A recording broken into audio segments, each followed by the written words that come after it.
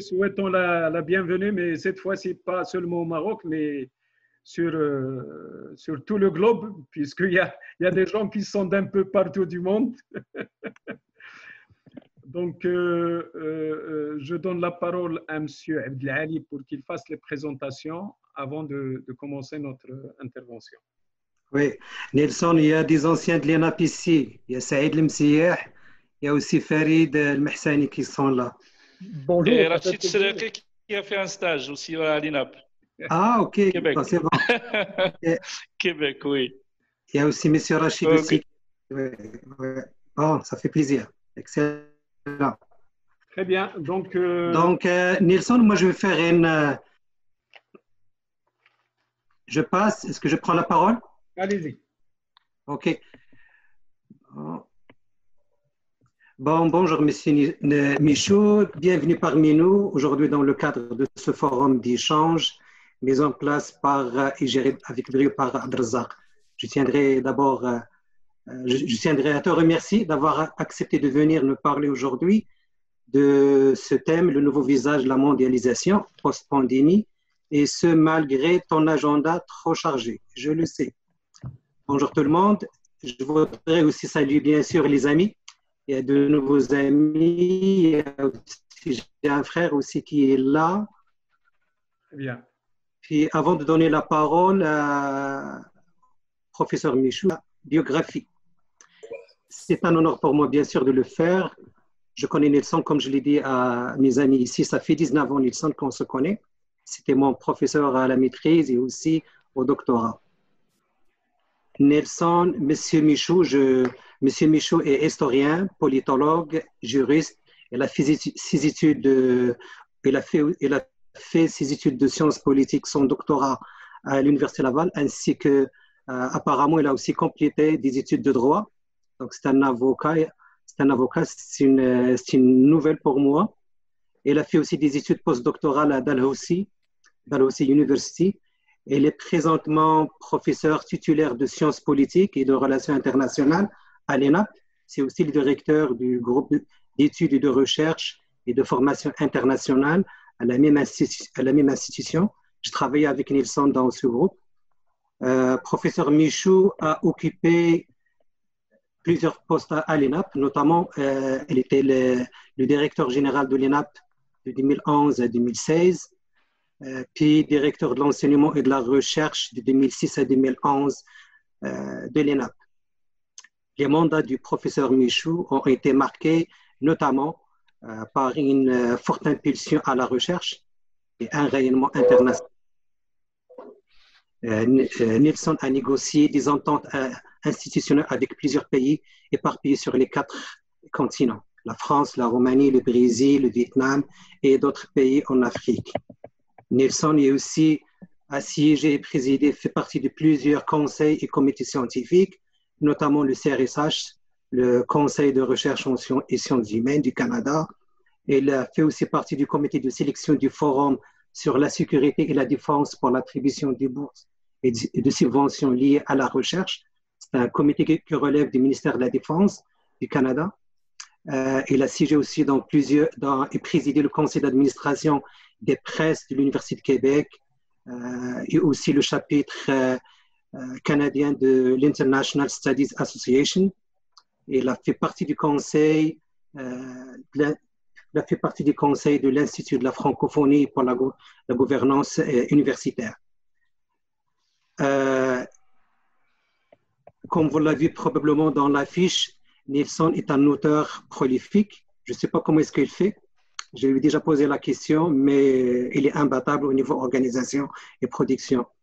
Ses publications évaluées par les pairs ont retenu l'attention des spécialistes aussi bien en histoire, sciences politiques et en droit. Il a signé plusieurs ouvrages, je citerai quelques-uns.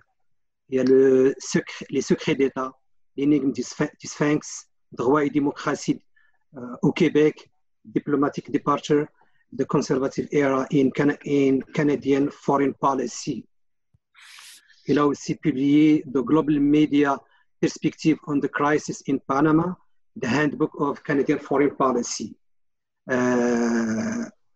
L'une de ses récentes publications, c'est Nouvelles politiques étrangères, qu'il a publié avec mon ami Charlie Mbala, et ses cantons de construction des administrations publiques. Nelson, bien sûr, il a publié plusieurs articles dans des revues arbitrées, des chapitres dans des ouvrages collectifs et des encyclopédies. Nelson est un conférencier et commentateur scientifique, très écouté au Canada, aux États-Unis, en Europe et sur le continent africain, ainsi que dans les Amériques. Et Nelson aussi est récipiendaire de plusieurs distinctions et prix d'excellence, notamment le prix d'excellence en recherche de l'ENAP en 2004, prix d'excellence en recherche du réseau de l'Université de Québec en 2005. Il a été reconnu chercheur émérite par le Journal économique en 2003. Il est aussi récipiendaire de la médaille du 125e anniversaire du Canada décernée par le gouvernement général du Canada. Et j'en passe. En ce qui concerne les intérêts de recherche de Nelson, il porte sur le processus de prise de décision, particulièrement en matière de politique étrangère, les institutions politico-administratives, la dynamique de politique bureaucratique et les relations internationales, des entités fédérées et le droit international et administratif. Je crois que j'ai fait, comme je l'ai dit au début, un résumé de Nelson. Est-ce qu'il y a quelque chose que j'ai omis par hasard, Nelson, que tu aimerais ajouter, ou bien je te donnerai la parole pour nous présenter le thème que tu as généreusement sélectionné pour nous aujourd'hui. Non, ça va, je te remercie beaucoup, Abdelaziz. C'est très généreux déjà comme présentation. Je ne rajouterai pas. Je vous remercie d'abord de m'avoir invité à votre forum. Lorsqu'Abdelaziz m'a contacté, les petits ajustements d'agenda, c'est immédiatement que j'ai accepté. Monsieur Nelson, nous avons un petit souci du son. Vous avez toujours un souci du son. Bon. Je vous entends très mal. Bon. Est-ce que ce serait la bande passante? Je vais essayer. Si vous avez encore un souci du son, dites-le moi. Et je retirerai l'image. Peut-être que ça ira mieux. Il n'y a pas de souci. La bande passante est peut-être surchargée un peu. Non, la connexion, elle est bonne chez vous. Oui, bon. Elle est bonne, la connexion. Je pense le micro qui a été éloigné.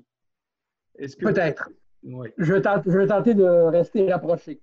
Merci. Alors, comme je vous disais, à partir des questions qui m'ont été faites et des réflexions que j'ai partagées au cours des dernières semaines, notamment dans le contexte que nous vivons, le contexte dû à la pandémie de la COVID-19, la grande question qui se pose aux internationalistes touche essentiellement le rôle des États dans le monde, la manière dont les États vont pouvoir travailler entre eux, ensemble et envers les uns les autres.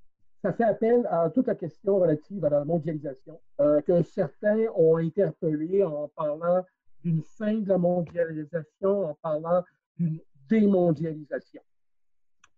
Là-dessus, je vous dirais qu'il faut d'abord faire attention aux titres un peu ronflants qui peuvent être accrocheurs. On se souviendra lorsque le mur de Berlin est tombé à la fin de la guerre froide, deux professeurs américains, Sam Huntington et Frank Fukuyama, avaient sorti des ouvrages qui avaient été des best-sellers.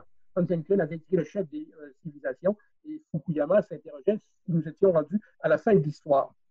On lit ces volumes-là 20 ans plus tard et on s'aperçoit qu'ils sont extrêmement marqués par leur époque parce que, justement, c'est des ouvrages qui ont été à chaud.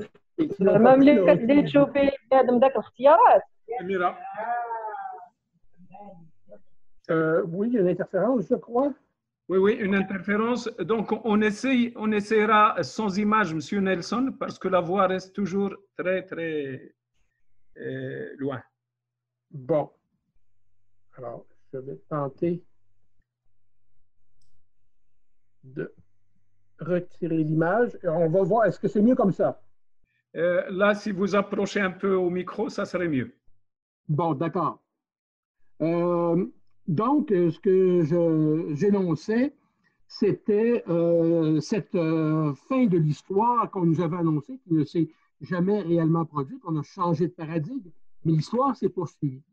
Est-ce que nous sommes face à une démondialisation? Est-ce que nous devons envisager la fin de la mondialisation?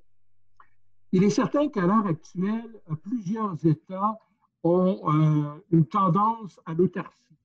On regarde par exemple l'Europe. Les pays de la communauté européenne ont refermé leurs frontières malgré un espace qui était essentiellement ouvert. Est-ce que c'est un signe des temps? Est-ce qu'on va utiliser les frontières différemment de ce qu'ils ont été, la manière dont elles ont été utilisées jusqu'à date? Est-ce qu'on va les refermer? Est-ce que nous allons ériger de nouveaux murs, pour reprendre l'image chère à M. Trump, entre nos pays? En fait, je crois que la véritable question peut être répondue si nous commençons par définir la mondialisation. Alors, ce que je vous propose de faire, c'est dans un premier temps de définir 3 réalités qui peuvent s'apparenter à la mondialisation, analyser chacune de ces réalités-là et nous interroger en bout de ligne à savoir si nous avons ce qu'il faut pour répondre aux défis qui sont ceux qui se présentent à nous présentement.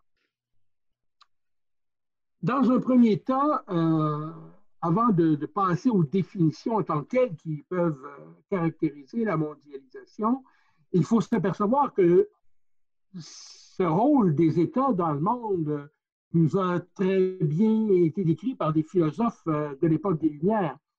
Déjà, Hobbes nous disait que l'homme est un loup pour l'homme et que les États se comportent ainsi. Autrement dit, chaque État va défendre ses intérêts propres, bec et ongle, au détriment d'un intérêt commun. Et Rousseau, de son côté, nous présentait l'image éloquente d'un chasseur qui pouvait facilement briser la solidarité du groupe. Un groupe de chasseurs se constituant pour attraper une plus grosse proie. Mais si une proie plus facile se présente, il est vraisemblable que l'un des chasseurs va faire bande à part et va satisfaire son intérêt égoïste. Alors, c'est un peu la dynamique qu'on retrouve dans l'univers international, dans ce monde qui est carrément anarchique. Il n'y a pas de structure des États. Les États ont des puissances, les États ont des influences, mais il n'y a pas de structure formelle des États au niveau international. Ce qui va arriver, c'est que les États vont lutter pour occuper une place. Et dans le contexte actuel, c'est là où les questions se posent. Est-ce que cette lutte entre les États va perdurer ou est-ce qu'elle va muter vers une plus grande collaboration? Et ces questions-là nous interpellent tous, les États du Nord, les États du Sud, les États émergents, les États développés, peu importe. Tous ces États qui forment la communauté internationale vont être questionnés, vont être interpellés et devront apporter des réponses. Donc, les 3 réalités de la mondialisation auxquelles je faisais allusion tout à l'heure recoupent 3 grandes réalités de nos sociétés. La première grille qu'on peut utiliser nous a été suggérée par Philippe Séguin dans une conférence qu'il donnait alors qu'il était professeur invité chez nous au Québec. Il définissait la mondialisation de 2 manières. Il prenait appui sur le fait que la langue française nous permet des subtilités que la langue anglaise n'a pas la capacité. En anglais, on va parler de globalization.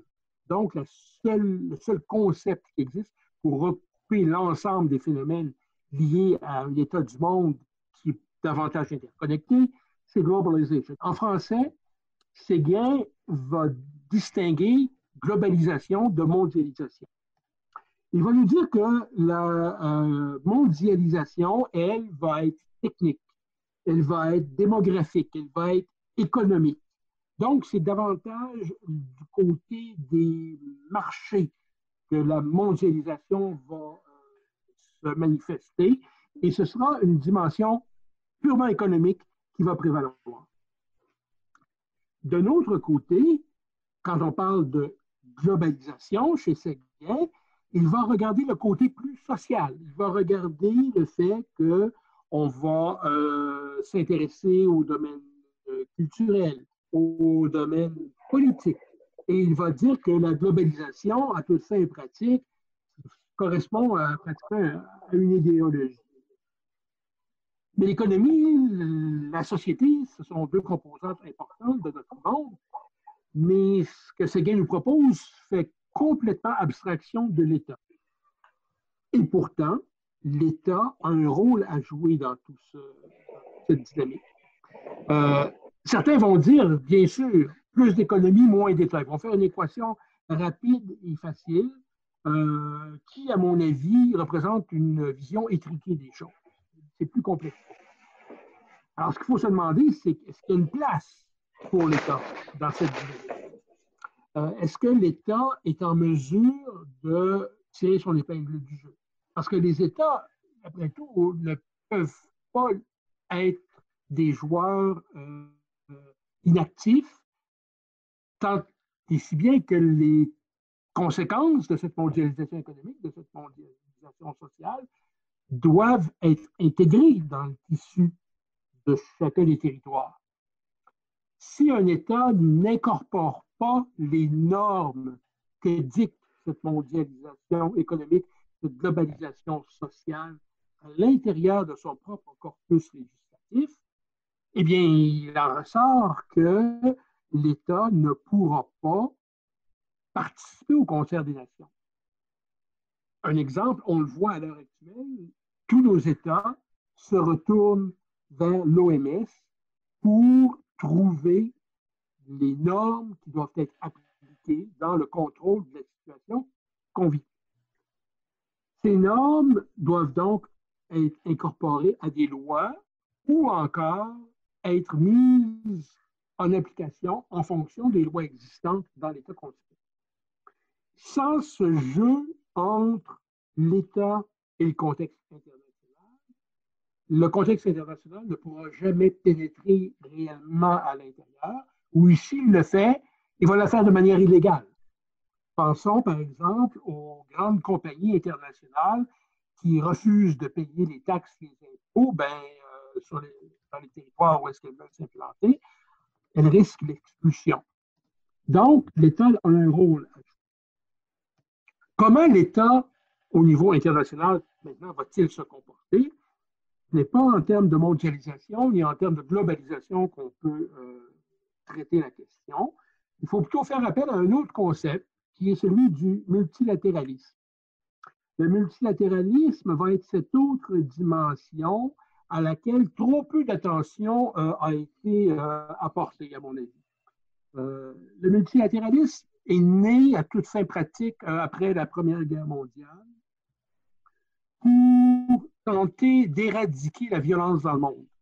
On s'est dit que plus les États allaient se parler entre eux, moins les États avaient de chances de faire dérailler leurs conflits et de les amener, ces conflits, dans les théâtres d'opération de lutte armée. Donc, le multilatéralisme est né. Il s'est articulé à travers la Société des Nations, qui n'a pas été un grand succès. Je reviendrai dans quelques instants pour expliquer les raisons. Mais il a continué. Et après la Deuxième Guerre mondiale, avec l'arrivée de l'Organisation des Nations Unies et de plusieurs autres forums qui se sont multipliés, on a eu véritablement un concept qui a été extrêmement florissant. Et de fait, le multilatéralisme, à maints égards, a tenu ses promesses.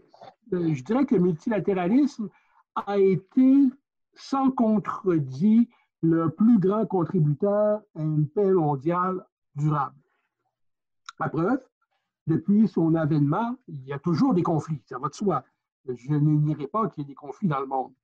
Mais ce qu'il faut observer, c'est que ces conflits-là ne sont plus des conflits interétatiques, des conflits internationaux.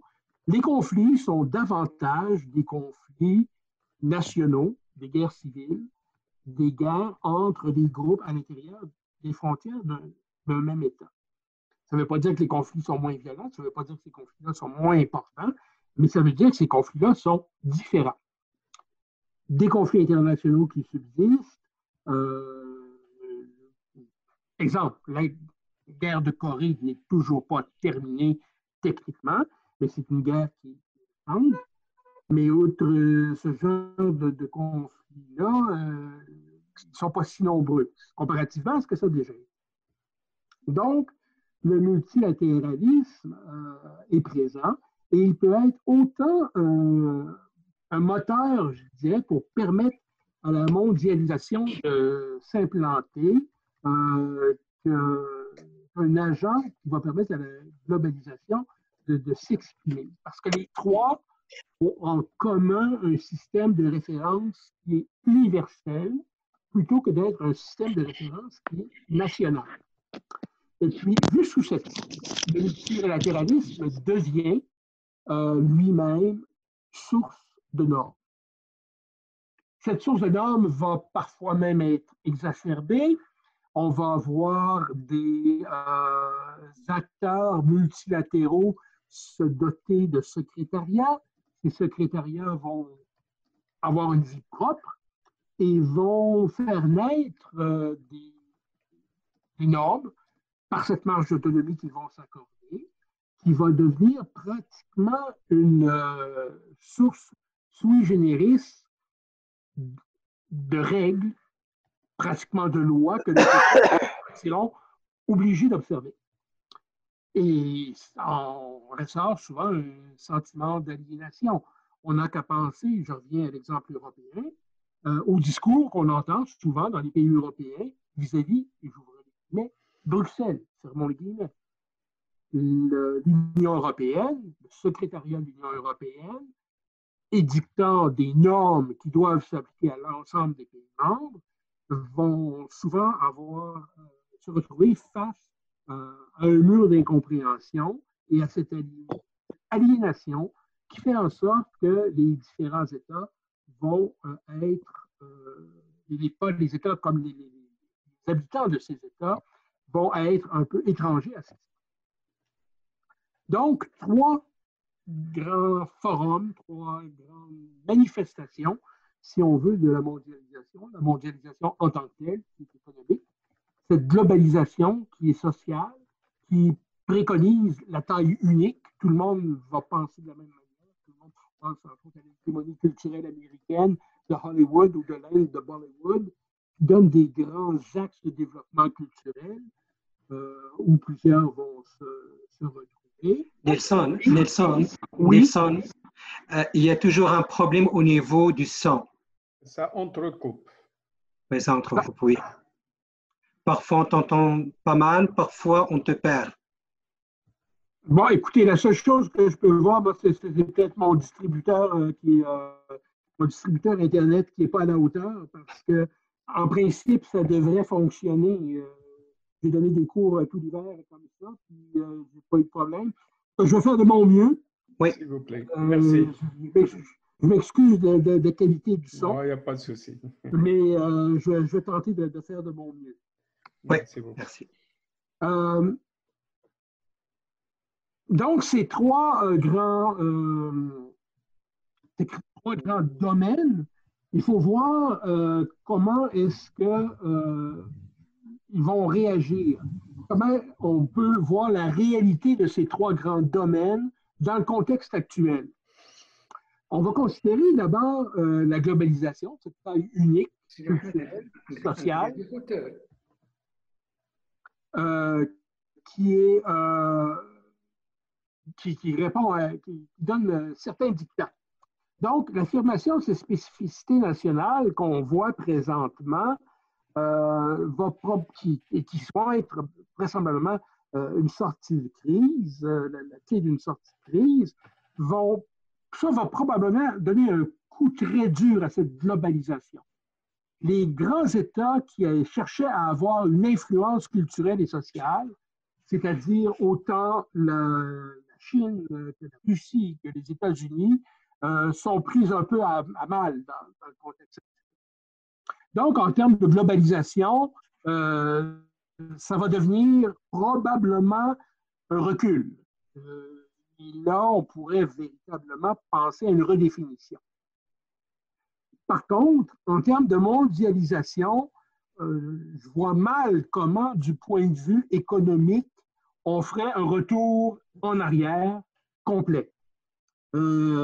Cette manière de faire serait véritablement contre-productive. Ceci étant dit, ça pourrait être modifié.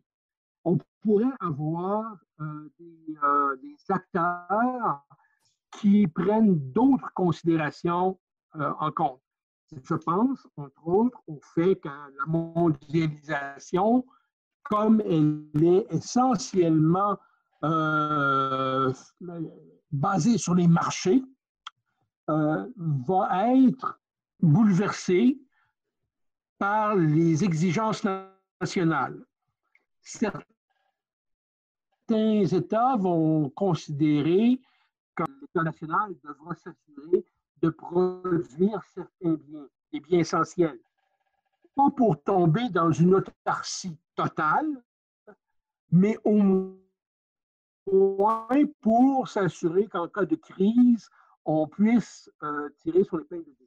Ça ne veut pas dire que les chaînes d'approvisionnement multinationales vont tomber, mais c'est par rapport à certains produits, à certaines denrées, que les caractéristiques peuvent être modifiées. En conséquence, ce ne sera plus seulement la profitabilité des entreprises qui sera l'élément déclencheur de la prise de décision, mais la capacité nationale à répondre à des urgences viendra s'intégrer vraisemblablement dans cette manière d'évaluer les choses. Donc, la mondialisation en tant que telle, cette mondialisation économique, va prendre en considération dorénavant le bien international et le libre-échange, s'il demeure, ne sera plus arbitré simplement sur une base strictement de profitabilité. Enfin, reste le multilatéralisme. Il faudra voir comment s'organise le rôle des États. Je faisais allusion tout à l'heure aux États-Unis qui ont choisi une route, notamment par rapport à la Société des Nations. Le président Woodrow Wilson avait gagé sa carrière politique sur l'adhésion américaine à la Société des Nations. Ça n'a pas fonctionné. Et le fait que le président Trump, aujourd'hui, renie l'OMS, n'a rien de surprenant. On se souviendra, il y a quelques années, les États-Unis refusaient de payer leurs cotisations à l'Organisation des Nations Unies. Et il avait fallu le millionnaire Ted Turner qui ouvre son compte de banque pour payer les dettes de son pays auprès de l'ONU à New York. Donc, les États-Unis ont toujours été très réfractaires au multilatéralisme, et même dans des forums multilatéraux comme l'OTAN, où les États-Unis dominent, ce n'est pas de gaieté de cœur qui s'engage, on l'a vu au cours des derniers. Donc, il ne faut pas prendre comme base d'évaluation du multilatéralisme, je pense à la Maison-Blanche. Par ailleurs, les apports qui sont propres au multilatéralisme sont nombreux. Je les ai évoqués tout à l'heure, notamment en termes de stabilité sociale, de stabilité économique qui en découle. Mais il faudra voir comment tout ça va s'articuler au lendemain de la crise que nous vivons. Chose certaine, l'OMS, l'Organisation mondiale de la santé, a eu un peu de plomb dans l'aile, non pas seulement à cause de Donald Trump, mais par rapport à la manière dont on a traité les informations provenant de Chine. Il y a eu beaucoup de questions qui ont été posées par rapport à ça. Mais outre cet élément-là, je dirais que là où les organisations internationales nées du multilatéralisme risquent d'être bouleversées, c'est davantage par rapport à tout ce que nous avons comme prise de décision à l'interne. Ce que j'évoquais plus tôt, c'est-à-dire cette aliénation de certains États, de certains habitants à l'intérieur des États qui trouvent que ce qui est décidé comme norme internationale ne les rejoint pas, ça va à l'encontre des valeurs nationales et que ça doit être rejeté. Cette façon de faire du multilatéralisme, cette redéfinition nécessaire du multilatéralisme va exiger que les États eux-mêmes s'engagent davantage et comment faire en sorte que la part des grandes organisations internationales, cette part sui generis que j'évoquais tout à l'heure, devra, à mon avis, être tempérée par une action multinationale étatique très forte. J'ai défendu cette idée-là il y a quelques semaines dans une chronique que l'ENAP avait diffusée. Et j'ai été à la fois surpris et heureux au cours du week-end dernier, le 16 mai pour être précis, de lire dans un des grands quotidiens francophones d'Amérique, le Devoir, que certains d'entre vous connaissez peut-être, que le juge à la retraite de la Cour suprême, Louise Arbour, qui a été aussi procureur de tribunaux pénaux internationaux, fait paraître. Et Mme Arbour arrivait à des conclusions à peu près semblables. Elle qui a été praticienne de la chose internationale à l'intérieur des institutions multilatérales, demandait justement qu'il y ait une redéfinition du multilatéralisme, que ce multilatéralisme puisse être réarticulé autour des États, et elle allait aussi loin que de faire une proposition où elle suggérait que le Canada devrait mettre sur pied une commission multipartite destinée à redéfinir et à promouvoir un multilatéralisme ambitieux et réaliste. Fin de la citation. Donc, vous voyez que c'est une question qui est extrêmement actuelle, qui est très présente autant chez les gens qui réfléchissent à la situation que nous vivons qu'auprès des praticiens qui ont vécu le multilatéralisme de la guerre. Troisième élément, grande question, est-ce que nous avons ce qu'il faut pour pouvoir répondre à ce défi? Parce que c'est bien beau rêver d'une redéfinition d'un ordre mondial, mais cet ordre mondial ne pourra véritablement se redéfinir qu'en autant que les États puissent s'y investir. Ce que j'ajouterais à cet égard, c'est que les États, de toute évidence, ont techniquement ce qu'il faut. Les États ont une base commune, je dirais, en termes de démocratie. Les régimes politiques peuvent varier, mais les États ont une base commune en termes de démocratie qui leur permet d'échanger à partir de considérations semblables. Du coup, ces États sont aujourd'hui interpellés de plus en plus. Je l'évoquais d'entrée de jeu. On va avoir la capacité de plus en plus nationale à l'esprit. On va vouloir travailler en fonction de priorités nationales, de sorte que les États, là je reviens à Véran, qui nous parlait de l'État comme détenteur du monopole de la coercition légitime, les États l'appliquent d'une manière qu'on n'avait pas vue depuis très longtemps. Donc, les États ont non seulement techniquement la capacité de le faire, ils ont présentement la volonté politique de le faire. Le feront-ils tous ensemble, le feront-ils de concert? C'est ce qui reste à voir. Est-ce que les États ont la volonté de travailler ensemble? Le multilatéralisme le permet. Le multilatéralisme a cette capacité de se doter de règles communes. Et l'attribut caractéristique de l'État du monopole de la légitime va se faire en autant que ce soit légitime. Justement. Il faudra que les États soient en mesure d'éviter de basculer dans l'autoritarisme. Certains États ont cette tendance. On regarde ce qui se passe en Hongrie, on regarde ce qui se passe au Brésil. Ce sont des signes qui peuvent être inquiétants à certains égards. Mais règle générale, les États ont la volonté, la capacité de travailler à tisser collectivement un filet de sécurité sociale et économique, donc les deux volets de la globalisation et de la mondialisation, pour répondre aux défis que notre période contemporaine nous offre.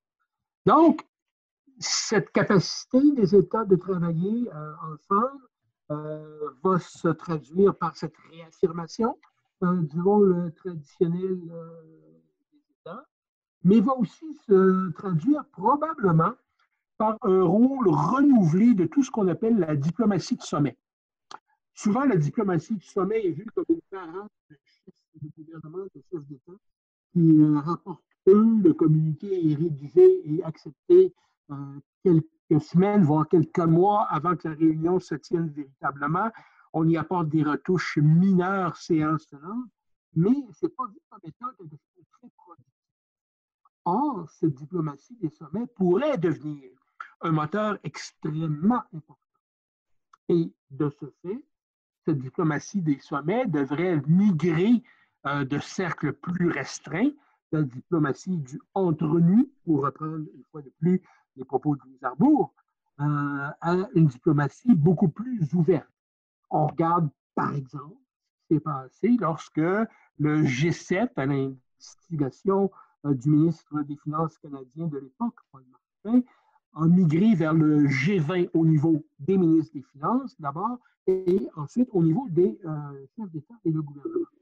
Donc, il faudrait qu'il y ait une base commune beaucoup plus large pour permettre cette équilibre. Bref, le multilatéralisme doit se renouveler et, à mon avis, il s'agit d'une des clés incontournables pour nous amener vers une meilleure gestion et de la mondialisation et de la globalisation. De sorte que les trois segments que j'évoquais depuis le début, c'est-à-dire le segment économique, le segment social, le segment étatique, doivent conjuguer leurs efforts. Et à mon avis, c'est au niveau de l'État et des administrations publiques que l'élément déclencheur doit être identifié. Parce que sans cette volonté commune qu'incarnent les États, on pourrait se retrouver très facilement avec une économie sans règles, où là, on retournerait à Hobbes, et ce serait véritablement la raison du plus fort, qui ne serait pas nécessairement la meilleure, mais qui serait nécessairement celle qui peut. Et ce serait la porte ouverte sur une société globale complètement inégalitaire, qui ne répondrait qu'aux règles du marché, seulement et uniquement, sans autre considération. Et de ce fait, ce serait les populations, en fait, ce serait même certaines populations à l'intérieur de certains États, donc davantage des États du Nord et davantage des États développés, que des États du Sud et des États émergents qui pourraient en bénéficier. Et ce serait, à mon avis, une très mauvaise nouvelle si une telle chose se produisait. D'où l'importance d'harnacher les énergies et les volontés politiques de nos dirigeants et des États qui pourraient, dans le consolidation, conjuguer davantage. Nous avons un contexte qui, non seulement le permet, mais à mon avis, c'est un contexte qui nous invite à le faire. Et je conclurai mon propos en disant que, à la lumière d'une telle lecture, nous ne sommes pas en présence d'une fin de la mondialisation, voire d'une démondialisation. C'est tout le contraire. Nous sommes en présence d'une redéfinition de l'un des instruments principaux de l'ordre mondial, c'est-à-dire la relation entre les États qui s'incarnent. Nous avons beaucoup à apprendre de cette redéfinition qui se construit au fur et à mesure que nous évoluons dans le temps. Mais puisqu'il s'agit d'une formation décisionnelle qui a déjà 75 ans minimum derrière la cravate, qui a une expérience qui nous a appris qu'est-ce qui pouvait en sortir de bon, qui nous a démontré très souvent les écarts, les abus qu'il pouvait y avoir, ben, on a devant nous une feuille de route qui est déjà pratiquement tracée. Et comme je l'évoquais plus tôt, reste la volonté politique de nos dirigeants d'y consacrer les énergies voulues, de sorte que, autant au point de vue social qu'au point de vue économique, nous serons en mesure d'avoir un monde qui, souhaitons-le, sera meilleur et où une plus grande collaboration entre l'ensemble des principaux acteurs pourra s'afficher et se matérialiser. au quotidien. Alors, ce serait un peu le tour des éléments dont je voulais vous parler. Je suis disponible pour répondre à vos questions. Très bien. OK, Monsieur Michaud, je vous remercie beaucoup pour votre présentation, malgré que le son ne nous a pas trop aidé. On aimerait bien vous entendre, mais un peu plus clair. Mais alors, les amis, c'est Abdelali, est-ce que vous proposez qu'on ouvre le débat pour les questions? Oui, je crois que c'est ça. Donc, je crois que Nelson pourrait apporter des clarifications. Exactement. C'est ça. Donc, dans les réponses, ça va être plus clair. Donc, oui, on peut ouvrir le débat. Allez-y, allez-y. Qui pourrait demander, qui voudrait poser une question? Je vois M. C'est Abdelkhalq, professeur Abdelkhalq. Allez-y. Merci beaucoup. Merci beaucoup, M. Michaud, pour votre exposé. Ça nous a introduit dans cette nuance, justement, de cette mondialisation. Moi, lorsque vous faites votre exposé, je voudrais revenir sur une question qui commence à monter à travers le monde. Comment vous trouvez le lien entre cette montée du nationalisme, particulièrement en Europe, et peut-être même au-delà, aux États-Unis, avec cette nouvelle notion de protectionnisme, où on fait passer le bien-être national d'abord? Est-ce que l'on peut faire une liaison entre nationalisme et protectionnisme? Ça, c'est la première question. La deuxième, quel est le rôle que les institutions nationales qui étaient là vont pouvoir jouer? Je pense à l'OMC que l'on voit disparaître petit à petit. Est-ce qu'elle doit être réformée, rejetée? Qu'est-ce qu'elle devient? Et puis, est-ce que je n'ai pas vu dans votre exposé cette nouvelle division internationale du travail qui doit se mettre en place? On parle dès à présent maintenant d'une sorte de relocalisation. Moi, j'ai une langue économique que je vois mieux. Est-ce que vous ne voyez pas que cette histoire de relocalisation va redistribuer les cartes au niveau international en termes de chaîne de valeur et de production dans le futur?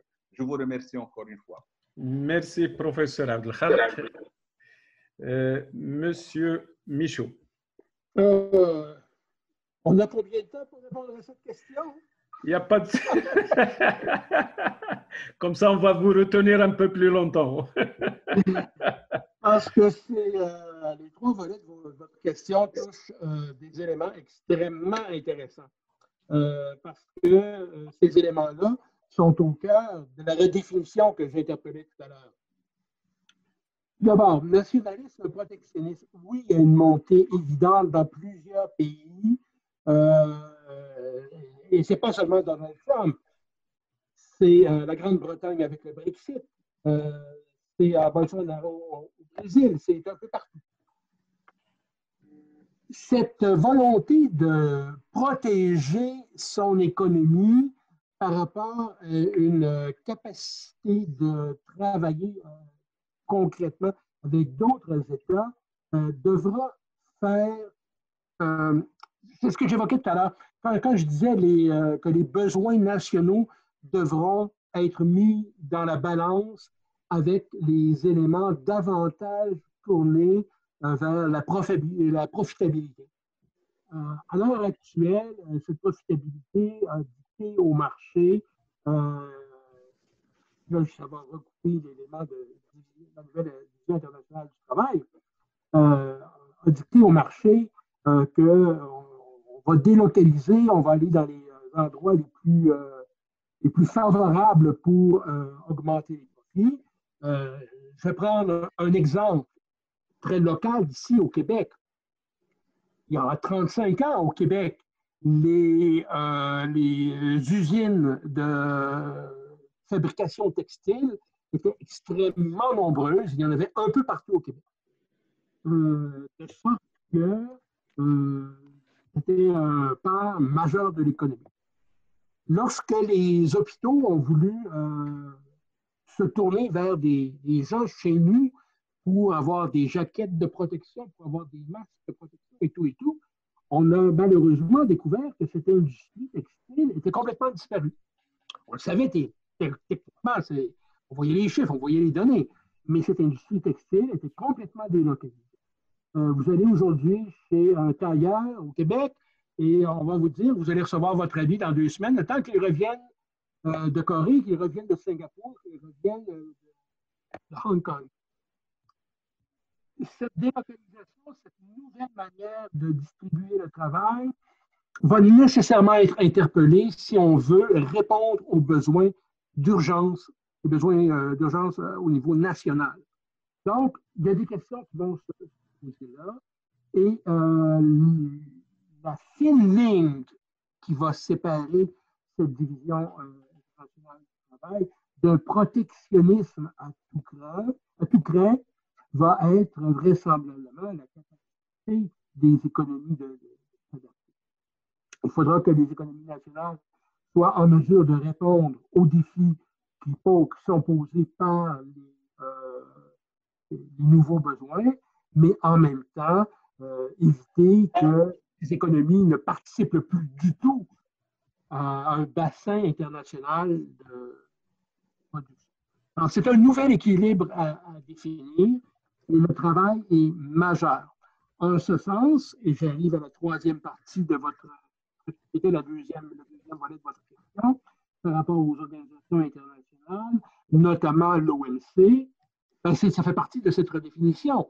L'OMC était là pour abolir les barrières protectionnistes à toute fin pratique, ou s'assurer que les barrières protectionnistes qui étaient présentes étaient légitimes.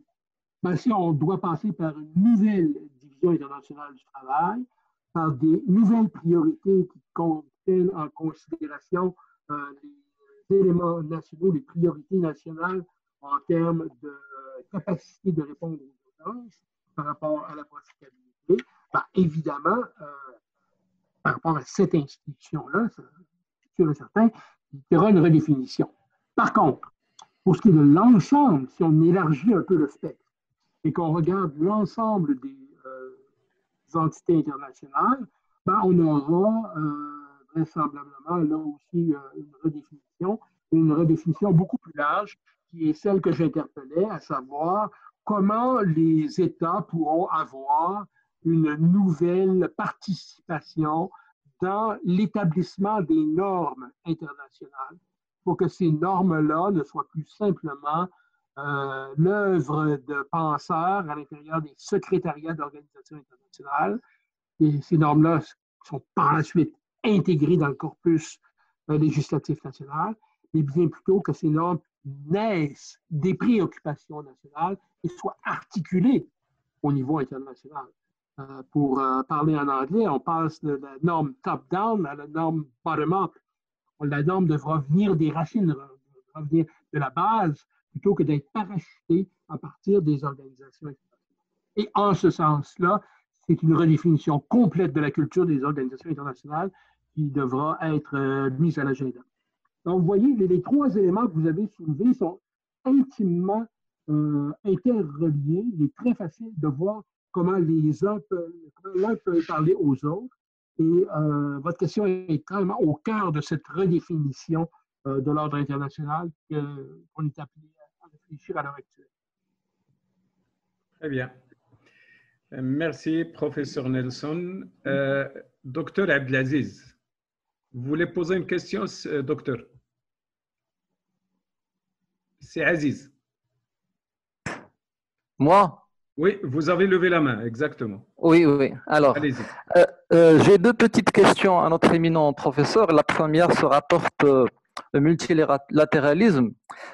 Est-ce qu'il est antinomique avec leadership? Parce que la crise financière 2008 et la crise actuelle, et entre les deux, beaucoup de crises internationales durant lesquelles on a constaté un déficit de leadership et un multilatéralisme qui n'est pas installé. Donc, est-ce qu'il y a une dose à chercher entre les deux, multilatéralisme et leadership international? Ma deuxième question, si on peut très bien s'arranger avec l'entreprise nationale pour asseoir un bien-être national, le problème avec les multinationales et les marchés financiers et le capital mondialisé, comment on peut composer avec lui pour, soi-disant, un bien-être global? Et je vous remercie beaucoup. Merci, docteur. À vous la parole, professeur Michaud. Oui, pour un deuxième volet de votre question qui est beaucoup plus économique, je ne suis pas un économiste. J'ai des formations dans bien des domaines, mais en économique, ce n'est pas mon lot, donc je ne le prononcerai pas. Je n'ai pas d'expertise pour creuser cette dimension-là. Par contre, en termes de multilatéralisme et de leadership, vous touchez le cœur du problème. Il faudra que ce multilatéralisme soit animé par de véritables leaders et non pas que le multilatéralisme soit un spectateur de ce que vont offrir des leaders autoproclamés. On regarde comment ce multilatéralisme s'est construit après la Deuxième Guerre mondiale. Ben, c'était des leaders internationaux qui étaient très, très, très engagés dans la construction du monde. On regarde comment s'est construite l'Europe, comment les différentes régions économiques du monde se sont bâties depuis 75 ans. Ben, ça a toujours été des leaders. Je pense entre autres, prenons la francophonie, l'Organisation internationale de la francophonie et la CCP qui était son ancêtre.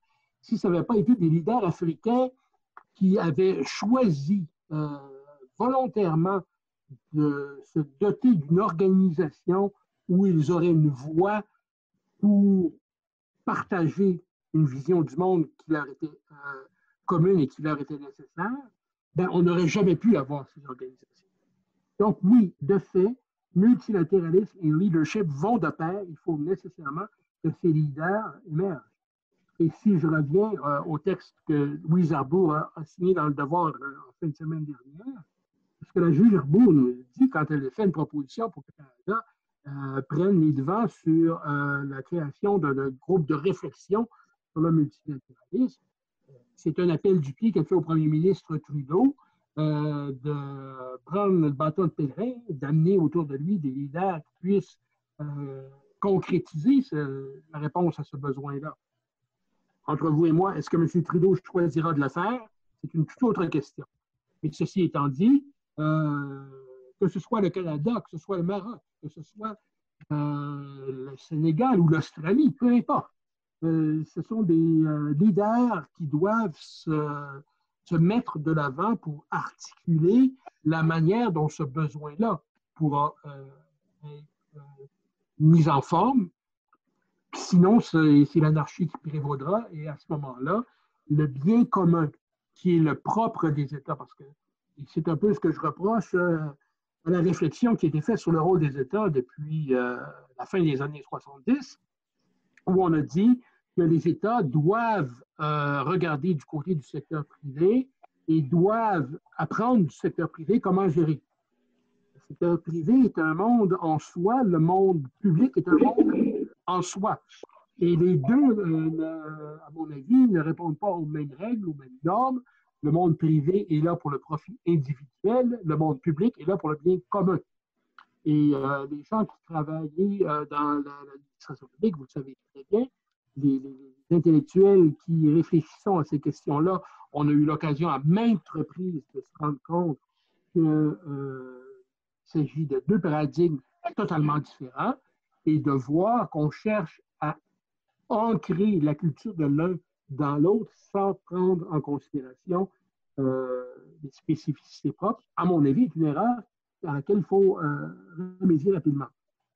Ceci étant dit, le leadership dont il faudra faire preuve par rapport à une reconstruction du multilatéralisme doit nécessairement venir des États, mais pourrait venir, et là, les États ont, à mon avis, ont une responsabilité forte, ont un devoir de réussir, mais il y a d'autres acteurs. Il y a le monde intellectuel, le monde universitaire, le monde des ONG internationales qui peuvent aussi contribuer à la réflexion commune.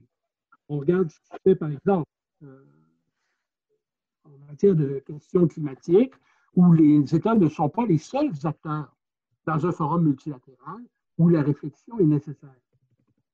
Les États sont un acteur de premier rang parce que ce sont les États qui vont dicter les normes, qui vont permettre d'atteindre certains objectifs. mais sans la réflexion que vont apporter des leaders provenant du monde universitaire, provenant du monde intellectuel, provenant du monde des ONG ou des OING, ben, le portrait serait incomplet. Donc, ce leadership-là est nécessairement multifacette. C'est un leadership qui doit se concrétiser et qui doit être mobilisateur. Donc, la porte est grande ouverte. À l'heure actuelle, je ne vois personne qui a réussi à incarner ce leadership-là. Il faut dire que les États sont particulièrement occupés à régler des questions éminemment nationales et éminemment internes avec la crise que nous traversons. Mais il faut savoir voir au-delà de la crise et se doter des outils qui nous permettront de traverser la future crise, parce qu'il y en aura une autre, qu'elle soit sanitaire, environnementale, économique, peu importe. On fera ça d'autres crises, c'est sûr. Il faudrait être mieux équipé pour le faire. Et c'est par ce leadership qu'on pourra y arriver, c'est sûr et certain. Merci beaucoup. Merci. Nelson, il y a des questions écrites que je vais lire pour toi et pour les amis aussi. OK? Est-ce que ça te convient? Ça te convient, Nelson? Oui, bien sûr. OK. Donc, la première question, ça vient de M. Ahmadi de France. Quand on parle de mondialisation ou de globalisation, est-ce qu'il ne faut pas parler plutôt de dépendance asymétrique? Ces dépendances ont marqué leurs limites avec l'épidémie actuelle qui a montré que l'Europe, par exemple, dépend pour sa propre santé de la Chine pour les masques, de l'Inde pour les médicaments. Ça, c'est la première question. Deuxième question, c'est du professeur El-Amri de Casablanca.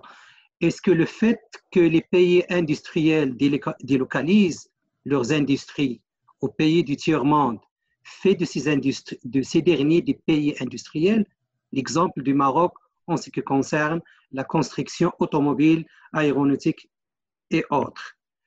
Monsieur Boucharta de Rabat, lui, c'est une question qui est parallèle, pratiquement similaire à celle de monsieur Abdelkhalq, qui par la même occasion, c'est un lauréat aussi de Laval, de l'Université Laval, comme vous, monsieur Michaud. Donc, sa question, c'est est-ce que l'Union européenne résisterait au séisme de désunion provoqué par le Covid-19? Déjà que nous voyons pas loin qu'hier l'initiative franco-allemande de relance et de leurs économies. Donc, c'est ça les questions que j'ai à date. Oui. Merci. OK. La première, dépendance par rapport à la symétrie. Oui, en partie. Parce que justement, la mondialisation, la dimension économique a tellement prévalu qu'on se retrouve avec des colosses au pied d'argile. C'est vrai pour l'approvisionnement en masques en France, ça a été vrai chez nous. On a eu au Canada une crise canado-américaine où le président Trump avait interdit à la compagnie 3M d'exporter des masques produits aux États-Unis au-dessus de la frontière canadienne pour répondre à des besoins canadiens. On a tous vu dans les médias internationaux pratiquement des flibustiers qui arrivaient sur le tarmac des aéroports pour détourner des cargaisons. Donc, c'est effectivement la dépendance économique a créé une asymétrie et cette asymétrie n'est pas saine du tout. C'est pour ça que ce que j'évoquais tout à l'heure, d'introduire une variable en termes de besoins nationaux, d'urgence nationale dans l'équation économique, devra désormais être une question à laquelle on réfléchit. Nous n'avons, à l'heure actuelle, la règle économique de l'OMC est absolument intraitable dès qu'il y a une apparence de protectionnisme de mauvais aloi. de protectionnisme réel, mais qui est sous la couverture de normes nationales, ben, on va essayer de mettre ça de côté. Mais je pense que cette dimension-là, effectivement, devra être.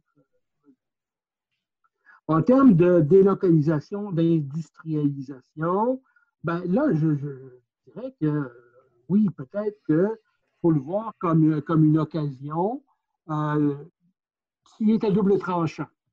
Il ne faudrait pas que les pays riches utilisent une main-d'œuvre à trop bon marché dans des pays émergents pour satisfaire leurs besoins. Je prenais l'exemple de l'industrie textile. Je ne veux pas m'ériger en paragon de vertu, mais lorsque, justement, je suis un tailleur qui me dit que les vêtements sont produits à l'étranger, je m'assure qu'il n'y a pas de sweatshop, il n'y a pas d'enfant de 6 ans qui soit engagé par cette maison-là, parce que c'est quelque chose qui est complètement impensable. Par contre, si cette délocalisation-là permet à des ingénieurs, vous preniez, je crois que la personne qui posait la question était de Casablanca, prenait comme exemple l'industrie automobile, l'industrie aéronautique du Maroc, ben, je vais rebondir sur cet exemple-là. Si cette délocalisation-là permet à des jeunes Marocains formés dans les grandes écoles d'ingénierie du Maroc de trouver excusez le jeu de mots pour l'aéronautique, mais une piste d'atterrissage pour leur carrière chez eux et qui deviennent des agents économiques majeurs pour le développement de leur milieu, ben, c'est du gagnant-gagnant. Parce que ces gens-là vont rapporter à l'économie locale, vont rapporter à leur communauté, vont être des acteurs de premier ordre dans le développement des régions où est-ce qu'ils vont s'établir. Donc, oui, effectivement, on pourrait y voir, à la condition, comme je disais, qu'on s'inscrive dans une dynamique gagnant-gagnant, un avantage à la délocalisation qui permettrait à certains pays d'acquérir une capacité de devenir des pays plus fortement industrialisés. La troisième question par rapport à l'Union européenne, ben écoutez, quand Robert Schuman et Jean Monnet ont voulu créer l'Union européenne, avec l'Union économique du charbon et de l'acier, c'était dans une visée pacifiste. Ces deux hommes-là ont vu dans ce que Montesquieu appelait le doux commerce, une planche de salut pour l'Europe qui avait été à feu et à sang pratiquement depuis le Moyen Âge de manière quasi ininterrompue. De sorte que, et puis on regarde que depuis 75 ans, l'Europe vit en paix et a grandement prospéré. L'Europe d'après la Deuxième Guerre mondiale, c'est vrai qu'il y a eu le plan Marshall, l'Europe d'après la Deuxième Guerre mondiale qui était à genoux économiquement, a remonté la pente d'une manière extraordinaire dans une période relativement courte.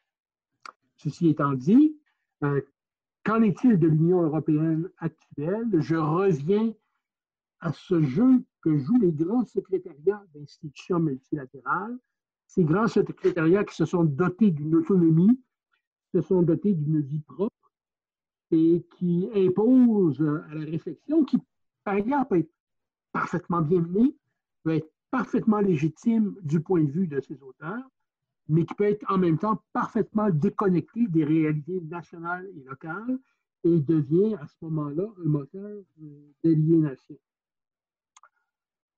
L'Europe, à l'heure actuelle, n'est plus l'Europe qu'on a connue il y a quelques années. Et là, je ne fais pas simplement référence au Brexit, parce que la Grande-Bretagne n'a été européenne que du bout des lèvres. On regarde ce qui se passe, serait-ce qu'avec la zone euro, la Grande-Bretagne n'a jamais adhéré, et même si elle avait la capacité d'adhérer à la zone euro, n'a jamais voulu délaisser la livre. La Grande-Bretagne s'est toujours sentie comme davantage un partenaire de l'Europe que comme un membre de l'Europe. Alors, le Brexit, contrairement à ce qu'on a pu lire à certains endroits, ma lecture que j'en fais n'est pas annonciateur d'un éclatement de l'Europe. Ce qui m'inquiète beaucoup plus, c'est ce qui se passe, par exemple, avec les pays est-européens, où l'Europe de l'Ouest est concentrée sur sa propre survie via Bruxelles, alors que les pays est-européens peuvent être laissés à la merci davantage d'autres influences. Ces autres influences pourraient être la Chine, pourraient être la Russie. Sur une base économique ou sur une base politique. Donc, je reviens au concept de globalisation et de mondialisation. Je dirais la Chine davantage en termes de mondialisation et la Russie d'une manière mixte en termes de mondialisation et de globalisation.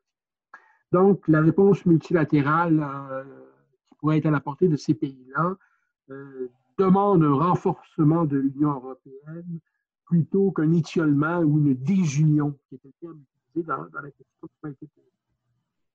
Comment est-ce que ça peut être réalisé? Ce ne sera pas facile. Je regarde ce qui s'est passé en Allemagne au début du mois de mai.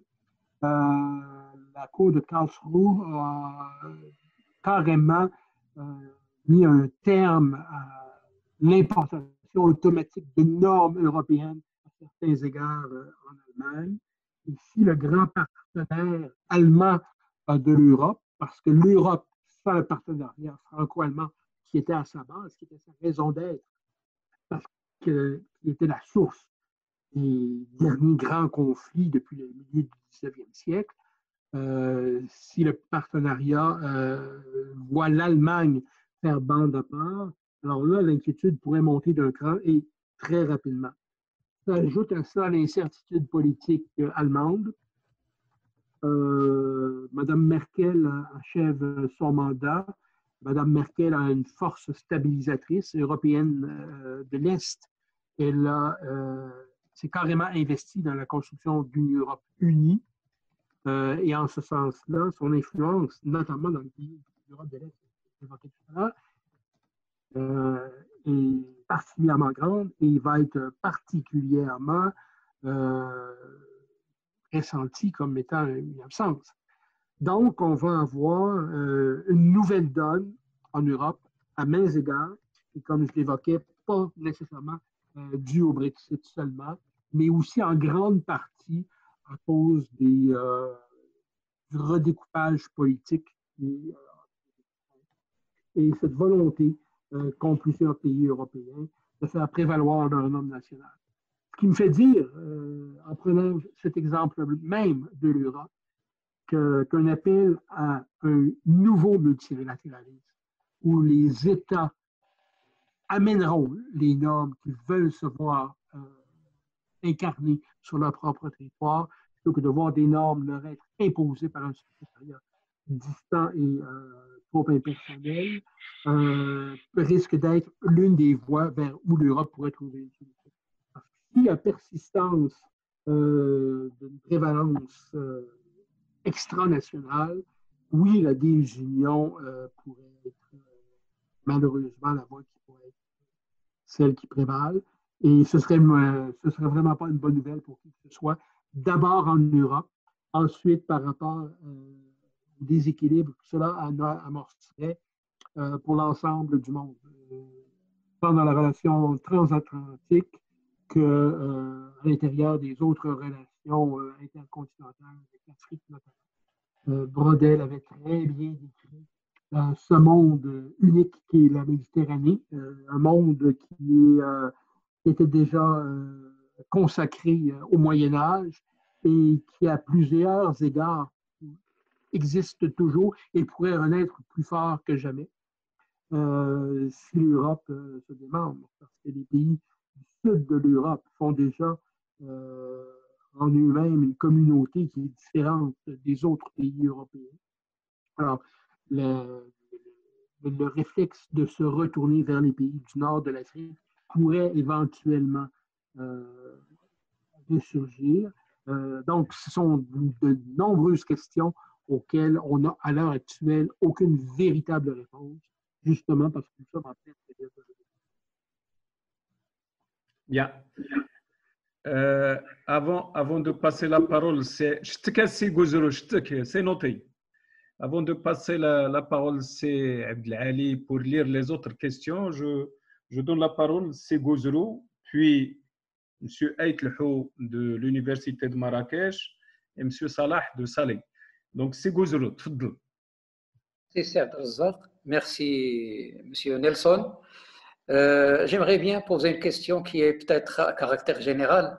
Avec la montée en puissance économique de la Chine, de l'Inde, avec les changements climatiques, avec cette course de mainmise sur les ressources en eau et les ressources énergétiques, je dis bien mainmise parce que l'exposé d'hier qu'on a vu ensemble ici, c'est que l'économie mondiale dans les années à venir sera orientée et tournée vers l'Afrique vu sa richesse et avec les conflits qu'il y aura entre les multinationales et les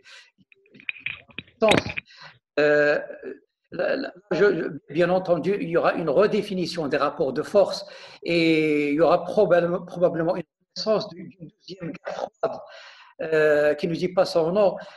À avis, quels seront les contours de ce combat et quels seront les acteurs ou là, les grands, si vous voulez, les grandes puissances sur lesquelles sera orienté les grands conflits à caractère international, vu qu'il y aura de nouvelles zones de tension, de nouvelles guerres peut-être et une course contre les ressources. Donc là, il y a vraiment un conflit et les rapports de force seront définis. Très bien, merci, c'est Gouzrou. La parole est professeur Aït Lhou de l'Université de Marrakech. Monsieur Aït Lhou. Bonjour, monsieur Abdelrazak. Bonjour tout le monde. Salut à l'intervenant. Donc, je le remercie beaucoup pour son intervention richissime. Voilà, donc je voudrais poser une question sur la mondialisation. Vous m'écoutez, Abdelrazak? Allez-y. Très bien, merci. Alors, il y a quelqu'un qui avait écrit au début des années 2000, je dis bien vers les débuts des années 2000, donc sur le monde diplomatique, et je crois que c'était l'éditorialiste, je me rappelle plus de son nom, un certain Ramonet, je crois. Alors, il avait écrit que se positionner contre la mondialisation, c'est pisser contre le vent. C'était son expression. Excusez-moi pour l'audace de la phrase, c'est la sienne, mais je la reprends pour dire que justement tout le monde peut pisser, oui, mais pas contre le vent, selon les prérogatives qui étaient les siennes à l'époque et celles de la mondialisation. Or, mais aujourd'hui, on voit qu'il y a un virus de quelle sorte il est, on ne sait pas, et je ne sais pas, et ça ne m'intéresse pas de savoir, mais c'est un virus qui est contre la mondialisation. C'est un virus, donc, justement, qui a osé, et il est là pour remettre les grandes questions, justement, toutes à leur début. Si on veut être vraiment trop audacieux et courageux, scientifiquement parlant, alors, vraiment, il y a juste après la chute du mur du Berlin, et précisément tout au début du 21e siècle, la mondialisation qui était fille de la modernité a été contrecarrée quelque part par la modernité elle-même, par son continuum qui s'appelle jusqu'à aujourd'hui la postmodernité. Hein, la postmodernité qui n'est autre que la modernité non achevée. C'est quelque sorte la même modernité, mais qui a changé de veste, qui a changé de valeur, qui a changé de paradigme. Laquelle idéologie, lequel paradigme qui se centre aujourd'hui sur l'individu. Alors, il y a un individualisme qui revient de force grâce au postmodernisme, mais il y a la modernité et la mondialisation qui est sa fille, qui est en même temps pesante. Les savants ont toujours dit, écrit que cette mondialisation est mondialisée et mondialisante. Alors que je crois qu'il y a quelque part là quelque chose qui ne va pas. Il est mondialisante, c'est vrai, mais il n'est pas mondialisé. Il est mondialisé et il est mondialisante, oui, mais il n'est pas mondialisé. Pourquoi? Parce que ce qui compte très sérieusement le dit phénomène, c'est son côté économique. C'est ce qui dit l'internationalisation dans le sens économique et non pas la mondialisation dans le sens culturel. On est témoin, on est vivant, le globe terrestre vit sa culture individuelle, tribale, communautaire, partout dans le monde, sans qu'il y ait intervention de cette machine modernisatrice ou modernisante. Partout en Asie, en Afrique, il y a des peuples, en Amérique du Sud, il y a beaucoup de peuples, beaucoup de tribus, beaucoup de gens qui vivent la tradition. Et comme par miracle, au début du XXIe siècle, de la tradition, ils sautent directement vers le postmodernisme. Si ça a été l'occasion, on pourrait vous montrer beaucoup de photos dans le monde où on trouve quelqu'un qui est derrière son troupeau, en même temps avec un téléphone portable, ou bien quelqu'un qui n'a jamais été à l'école, jamais connu les institutions, qui est derrière une chèvre ou une vache, ou bien sûr un âne, avec une technologie à la main. Donc, c'est toute l'hybridité que nous vivons aujourd'hui qui remet en question le concept de mondialisation qui a beaucoup été pour moi un mythe ou un mensonge, un grand mensonge, un mythe qui a été utilisé par les multinationales, par le capitalisme sauvage pour ne rien faire que conquérir le terrain. Merci. Ah, donc c'était pas une question. Ah, c'était une question, mais je veux le point de vue de monsieur l'intervenant. Je voudrais son point de vue. Merci. Monsieur Michaud. Oui. Monsieur Michaud. Donc, la dernière question, c'est Salah, de Salih. Oui, je vais répondre aux deux questions qui ont été posées, si vous voulez. Ah, très bien. Donc, je passerai Salah après la réponse. Allez-y, monsieur Michaud. Oui, parce que pour garder le fil de la conversation, si vous permettez, d'accord, très bien. D'abord, ces deux-là. OK. D'abord, cette redéfinition des rapports de force, une nouvelle tension, les nouvelles zones qui doivent être créées, les tensions que ces zones-là vont amener, tout à fait d'accord. Et c'est pour ça que je disais qu'en termes de relations multilatérales, il est éminemment nécessaire de redéfinir les rôles des différents acteurs. Et non seulement de travailler à partir des institutions telles qu'elles existent, mais véritablement de se donner des nouvelles règles du jeu. Parce que, et je reprends les trois éléments de la mondialisation en tant que telle, économique, la globalisation sociale et le multilatéralisme politique, ce qui risque le déséquilibre auquel je faisais allusion à la fin de ma présentation, c'est celui qui est en lien avec cette mondialisation économique exacerbée. Et oui, bien sûr, tout ce qui touche les ressources naturelles devient le cœur de la bataille. Et c'est tout à fait exact, je suis entièrement d'accord, que le continent africain va devenir absolument le centre des attentions. C'est un constat qui est riche à tous égards en termes de ressources brutes, d'abord et aussi de l'action qui est là pour travailler aux objectifs qui seraient imposés. Mais c'est justement, il ne faut pas que ces objectifs soient imposés. Il faut que les États soient en mesure de définir ensemble ce triangle de fer de la mondialisation économique, sociale et politique pour faire en sorte qu'on n'ait pas à vivre cette imposition-là.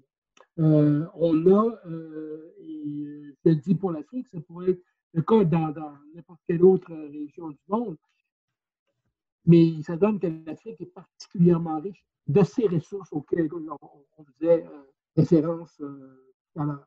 Donc, l'économie devra être davantage axée vers, entre guillemets, ce bien commun, et ça, on ne peut pas, je le disais, on ne peut pas se fier au marché pour penser le bien commun.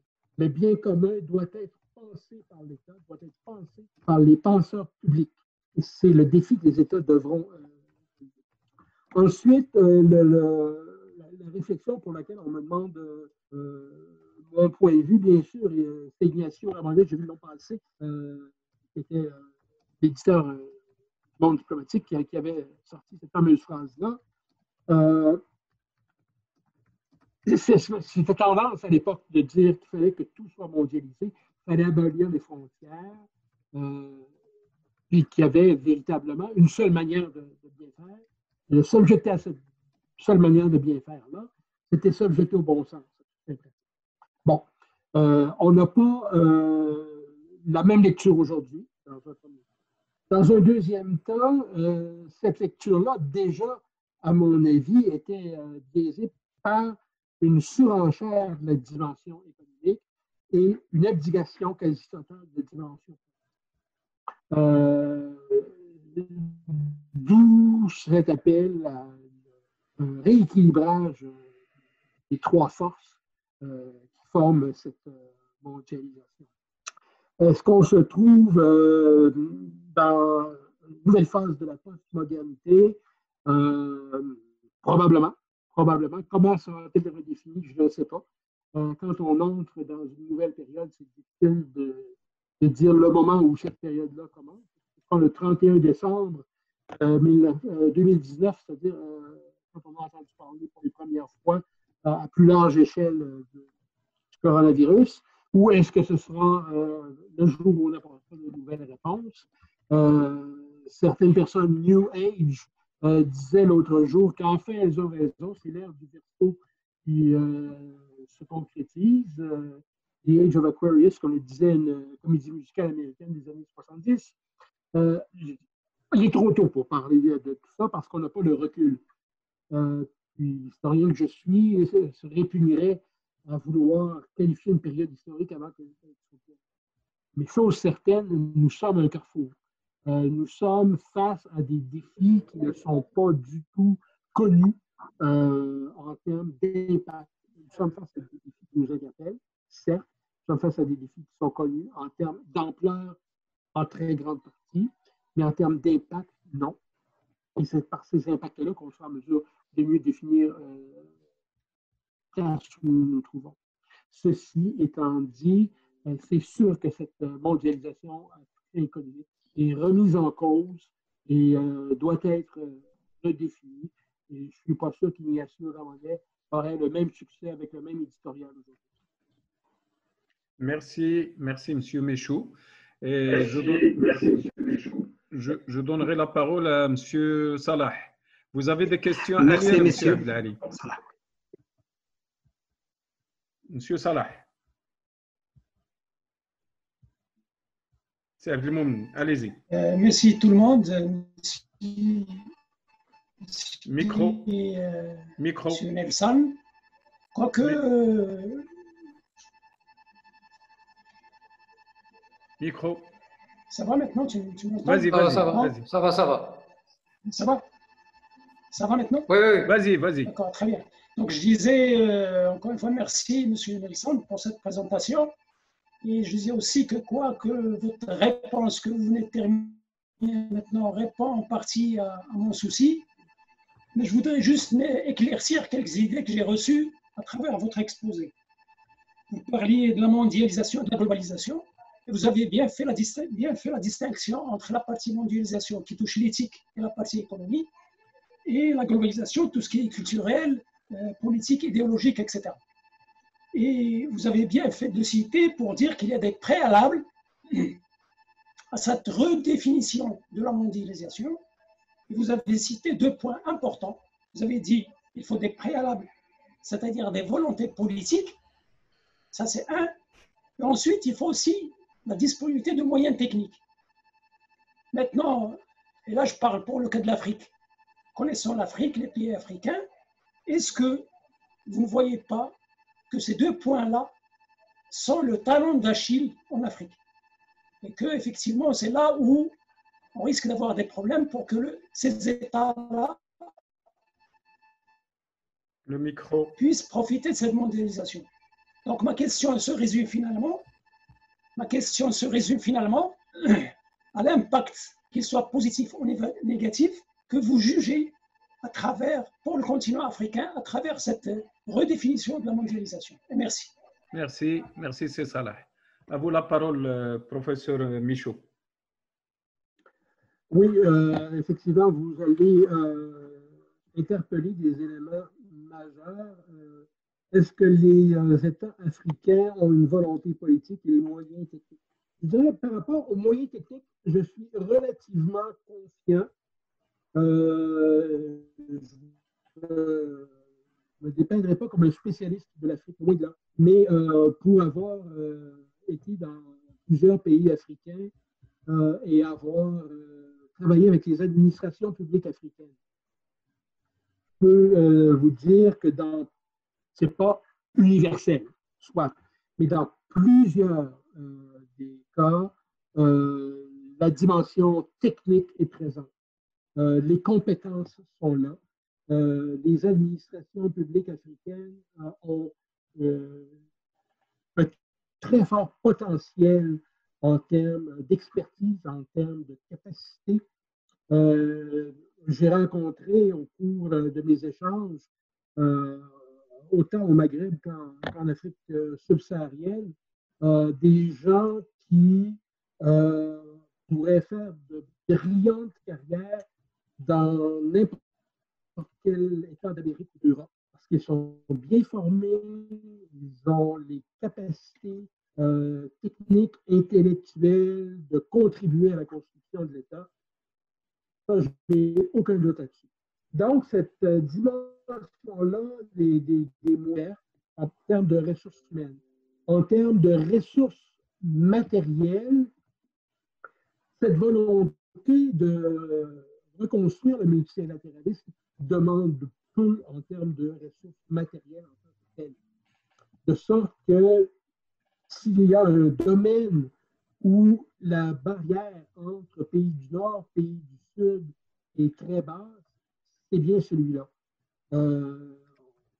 On est beaucoup plus près les uns des autres parce que le niveau d'exigence matérielle est davantage au niveau d'une capacité qui est à la portée maintenant d'à peu près tous les États. Reste la volonté politique. Et c'est là qu'est la grande question. C'est là qu'est la grande question. On regarde ce qui se passe dans plusieurs pays et c'est, comment je le qualifierais, c'est variable, c'est aléatoire. On prend le cas, par exemple, du Sénégal, où l'alternance entre les différents dirigeants se fait depuis un certain temps. Je prends l'exemple du Sénégal parce que c'est un pays que je connais particulièrement bien. Je prends un autre pays que je connais aussi, le Burundi, où là, il y a eu un blocage et une crise politique. Alors, la dernière fois que j'y suis allé, c'était à l'heure des élections. J'ai rencontré des gens de la présidence, des gens de la culture, des gens dans la haute administration publique. Et il y avait des signaux d'une transition tout à fait attendue, mais ça s'est pas mal fait. De sorte que c'est cette dimension de la volonté politique qui devra être, je vous dirais, davantage manifeste selon les différents États. Et ça appartient véritablement à chacun des pays, à chacune des populations. Et je crois qu'une des erreurs très graves pourrait être faite, ce serait d'imposer une vue à ces États-là. Autant on peut dire qu'il y a une voie plus prometteuse, mais ce n'est pas en l'imposant qu'on va réussir, c'est par la force de la conviction davantage que de la coercition qu'on devra travailler. Et en ce sens-là, je pense que les acteurs les mieux placés, les plus importants dans l'équation, ce sont les pays africains eux-mêmes qui ont réussi cette transition-là pour être des participants pleinement crédibles, pleinement nantis en termes d'appui démocratique pour amener des changements. Davantage que l'ambassadeur canadien ou ou l'ambassadeur belge ou l'ambassadeur néerlandais qui va faire des grands discours devant les chambres de commerce des grandes capitales africaines. Je ne vois pas à ce moment-là. Oui, il pourrait y avoir un jeu d'influence, mais la véritable influence va venir de l'intérieur, va venir de l'intérieur du continent. Et les pays qui sont en mesure de donner l'exemple en termes de, non pas de bon comportement par rapport à un mauvais comportement. Ça non plus, je ne pense pas que ce soit une manière de voir, mais de comportements qui rapportent des résultats concrets comparativement à des comportements qui apportent une stagnation vis-à-vis des résultats qu'on attend. Là, c'est peut-être davantage à ce niveau-là où les États peuvent avoir un rôle à jouer.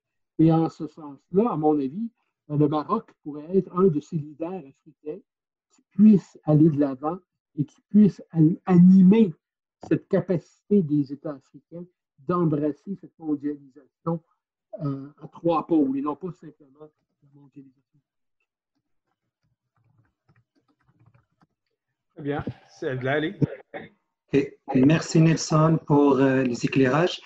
J'ai quelques questions de Monsieur Ahmed Al-Amrani de l'Université d'Oujda. Sa question est dit, en post-Covid-19, allons-nous assister à de nouveaux cas comme exit au sein des 27 de l'Union européenne? Qu'en pensez-vous de certaines voix italiennes, certaines voix comme je crois la voix italienne qui vont dans le même sens que le Brexit. Ça, c'est la première question. J'ai une question de M. Hachimi d'Agadir, au sud du Maroc. Quel est l'impact d'une éventuelle démondialisation sur l'immigration? J'ai aussi une question de M. Ahbar de Boumia. Ça, c'est de l'Atlas du Maroc. Ça, c'est pour toi, Nelson. Est-ce qu'on envisagera une chute dans le rôle principal? Et aussi, j'ai une question de M. Ismaili d'Ottawa. Est-ce qu'on peut parler de globalisation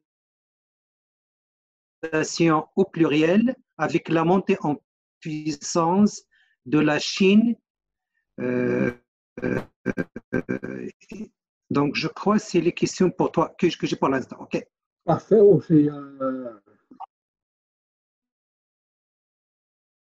C'est un tour du monde que ces questions. D'abord, l'Europe et l'Italie. Oui, il y a dans le nord de l'Italie des pressions très, très fortes d'autonomisation. Mais je reviens à ce que je disais tout à l'heure. Si l'Europe accepte de se redéfinir en revenant sur des bases davantage articulées sur les préoccupations nationales, ce genre de pression-là va nécessairement diminuer. Parce que les pressions qu'on retrouve dans le nord d'Italie sont celles qu'on retrouve ailleurs, aussi en Europe, c'est-à-dire l'Europe ne nous comprend pas. J'ai des amis qui demeurent dans le Périgord noir en France qui ont exactement le même type. Ce sont des européanistes convaincus, mais ils ont exactement le même type de préoccupation que ces gens d'Italie du Nord qui veulent claquer la porte de l'Europe. C'est-à-dire, Bruxelles ne nous comprend pas. Et c'est ce que j'évoquais tout à l'heure. Tant et aussi longtemps qu'on va demeurer dans une dynamique où les institutions multilatérales vont tenter d'imposer leur vision du monde aux États, on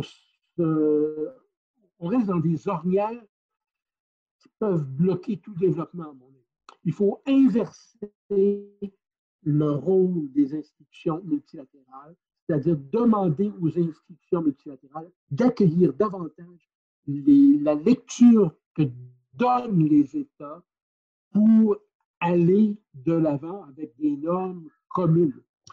Ce ne seront plus des normes européennes, ce seront des normes multinationales de l'Europe.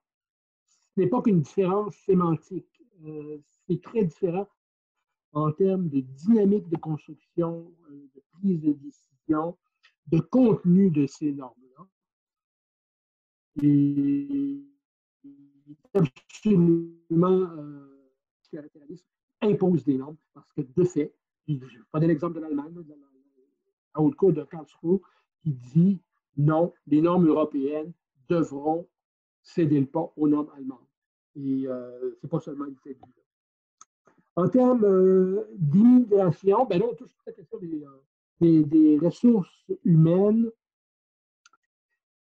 Si la dimension économique, parce que l'immigration, je ne suis pas un expert des questions migrantes, mais la lecture que j'en fais comme responsable de suivre les questions de politique étrangère est la suivante. Deux raisons vont faire en sorte qu'on va vouloir migrer. Des raisons de détresse économique ou des raisons de détresse sociale. Je parle des migrations en masse. Là. Je ne parle pas de quelqu'un comme Abdelhadi, par exemple, qui décide de son plein gré de venir étudier au Canada, de venir s'établir au Canada. Ça, c'est autre chose. Les choix de vie, des choix de carrière sont tout à fait différents en termes de dynamique de prise de décision. Mais quand on voit des masses de migrants arriver avec un petit baluchon, ce n'est pas quelqu'un qui veut migrer volontairement nécessairement, c'est pas quelqu'un qui veut fuir une situation intenable. Ben, ces masses de migrants-là, faut les réfugiés, c'est ce type de migration-là qui peut être interpellé ici.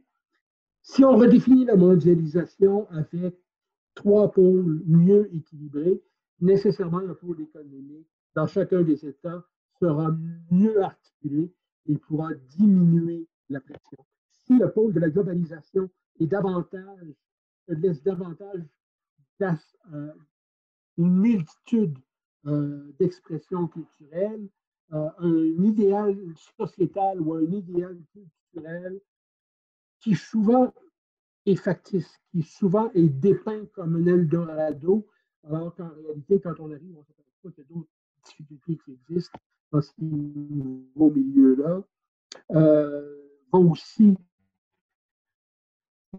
diminuer la pression migratoire. Donc, autant le rôle de multiculturalisme mieux articulé pourrait diminuer les pressions économiques, diminuer les pressions sociales, force une migration incertaine, pourrait influencer de manière positive ces flux migratoires. Par rapport aux États-Unis,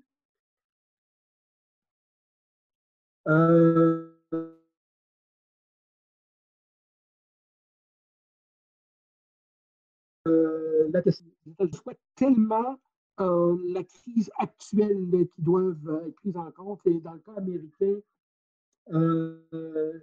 il y a un facteur qui s'appelle Donald Trump, qui est beaucoup plus important, à mon avis.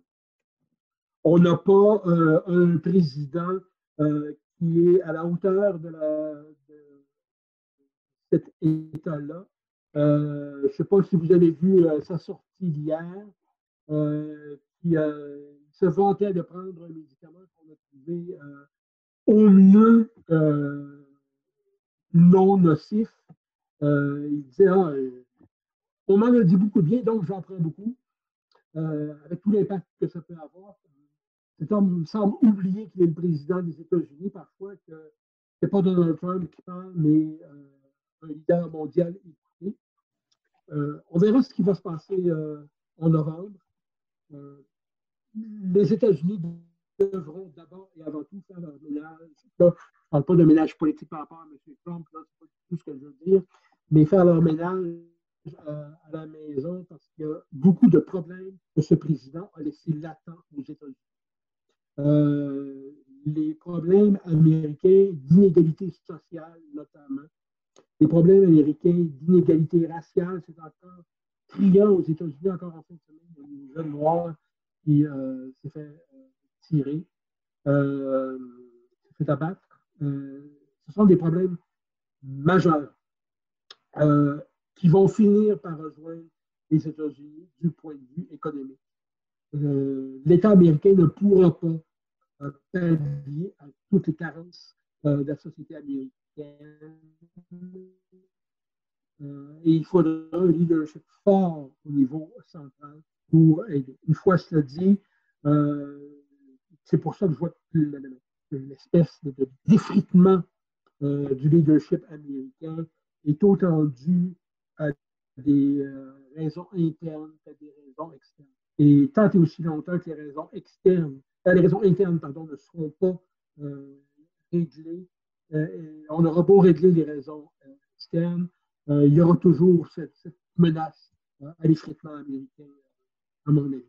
Ce sera toujours un grand pays, 300 millions d'habitants, c'est énorme en termes, c'est pas la Chine, c'est pas l'Inde, j'allais dire, bien sûr, mais en termes de potentiel de ressources humaines, en termes de potentiel économique aussi, de sorte que ça restera toujours un grand pays. Est-ce que c'est un grand pays qui réussira à remplir les promesses auxquelles il est voué? Comme je vous dis, les problèmes internes devront être réglés d'abord. La dernière question parlait d'une globalisation au pluriel avec la montée en puissance de la Chine et des alliances avec la Russie.